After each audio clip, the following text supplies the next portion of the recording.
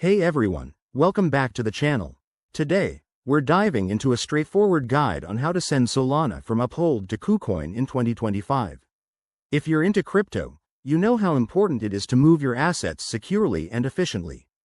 Solana is one of the fastest growing blockchains, and transferring it between exchanges like Uphold and KuCoin can help you take advantage of better trading opportunities. Don't worry if you're new to this, I'll walk you through it step by step, so you can do it with confidence. First things first, make sure you have accounts set up on both Uphold and KuCoin. Start by logging into your Uphold account. Once you're in, navigate to your wallet section and select Solana from your list of assets. You'll see your Solana balance there. Double check that you have enough to cover any transaction fees. Next, head over to your KuCoin account and go to the deposit section.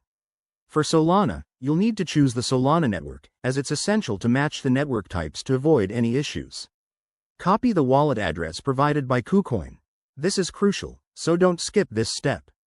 Now, go back to Uphold, and in the Solana wallet, look for the Withdraw or Send option. Paste the KuCoin wallet address into the recipient field, enter the amount of Solana you want to send, and review the transaction details carefully. Before you hit Confirm, take a moment to check for any network fees and ensure the address is correct. Crypto transactions are irreversible. Once you're ready, confirm the transfer. You'll get a confirmation notification, and it might take a few minutes to a couple of hours for the Solana to appear in your KuCoin wallet, depending on network congestion. A few quick tips. Always use the exact network specified, like Solana's own blockchain, to prevent funds from getting lost. Keep an eye on gas fees, as they can vary. And remember, security is key. Enable two-factor authentication on both platforms.